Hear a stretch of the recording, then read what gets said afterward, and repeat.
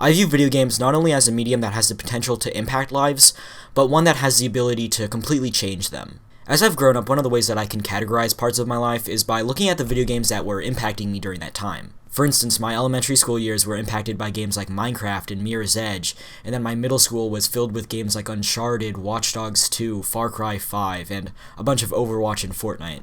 The game that's currently absorbing my life is Fallout New Vegas, and I'm writing a different script on that, so I'm going to talk about something else today. This video game that has completely changed me is Half-Life 2.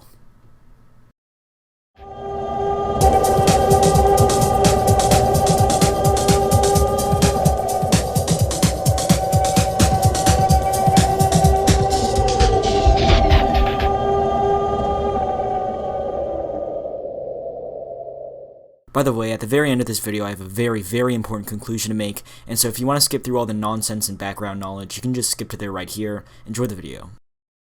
Even though I could credit every single Half-Life game up to Half-Life 2 Episode 2 as being a huge part of this impact, 2 specifically is likely the most nostalgic and important game of the franchise that I've played. I played through every single game in the series in a row about 2 summers ago. This large marathon completely absorbed my life, and by the way, if you ever have like 2 weeks off of work or school, I completely recommend being completely engrossed by a single video game. This is something that I can very rarely do nowadays, but it's still one of my favorite things to do. The Half-Life series is of course that expertly crafted, first-person, linear, sci-fi action-adventure game that so many people hail as one of the best video game series of all time. The publisher Valve made a huge impact on the gaming industry with each main game in the series. Half-Life 1 is notable for showing developers that a first-person shooter can be story-driven, and not just rely on second-to-second action. Many parts of the original game are very slow, and levels rely a lot more on the environment than an arsenal of tons of guns that can wipe out an entire army in seconds.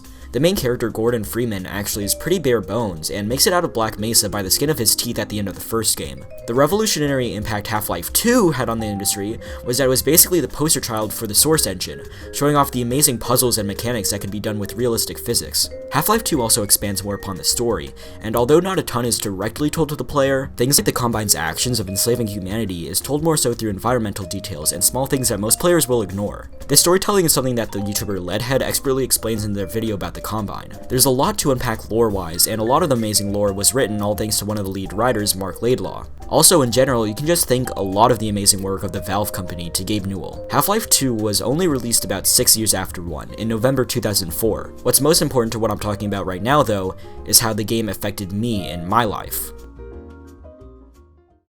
For some context, the summer that I binged this series was sort of in the height of the coronavirus pandemic. Even though I would probably be inside playing video games anyways, the Half-Life series really gave me something to do. I didn't have to worry at all about schoolwork for weeks, but I also didn't have the ability to say hi to my friends in real life. And let me tell you, after like a year straight of the only way my friends really interacting being Team Fortress 2 custom matches, you get on each other's nerves. This sense of isolation was infused perfectly with the isolation that Gordon must have felt throughout the entire series. From the very start of Half-Life 1 to the very end of Half-Life 2 Episode 2, you're shown the perspective of Gordon Freeman. There are never any cutscenes that take away player control, and there's never any jumps in time where we're taking out of Gordon's perspective. We always see what he's seeing. From start to finish, you're there. But again, Gordon's grand adventure, just like me sitting at home alone playing video games, was something that we could only experience by ourselves. Even though he does have some help, Gordon has nothing but himself to really push through all the major and minor challenges that he faces.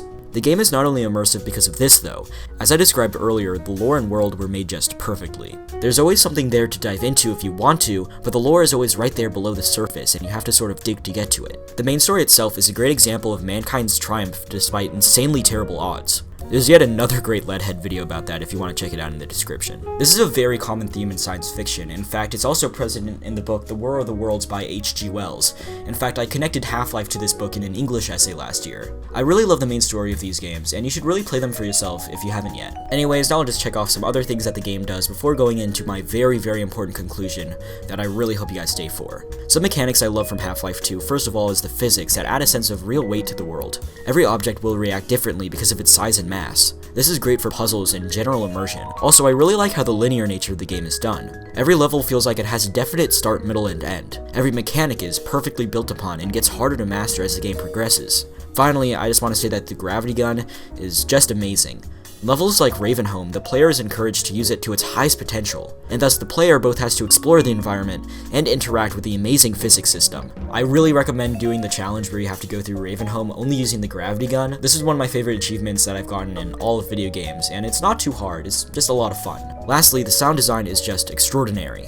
All the sci-fi sounds telegraph exactly what the developers want, from small machinery noises to the boom of a shotgun. I mean, just listen to this stuff, it's amazing.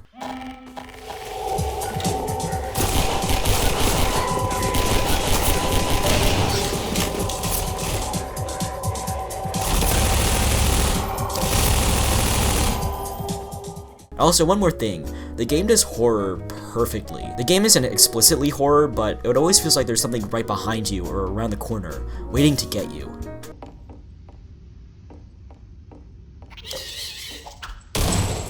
Holy shit. I want to finish this with one last very, very important note. This is my sort of very important conclusion I've been getting to. A little under a year after I first finished the series, on a random school night around 4 AM or so, I booted up Half-Life 2 and played for hours until, of course, I was forced to stop playing to go to school. In those moments of playing through the game, though, I was no longer sad that I had school the next day, and the day after that, in a cycle of monotony and disgust. For a few hours, I felt like I had no worries. Even though there was school the next day, I felt like it was the middle of summer, and I was playing Half-Life 2 with a cat on my bed, and nothing on my schedule. Even though I did end up going to school that day, the rest of my week wasn't so bad, because at the end of the day, I knew nostalgia and the power of video games could bring me back to a world where nothing else mattered. Thank you guys for watching my video.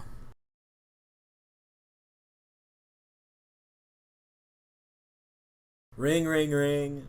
Ring, ring, ring. Ring, ring, ring. Telephone.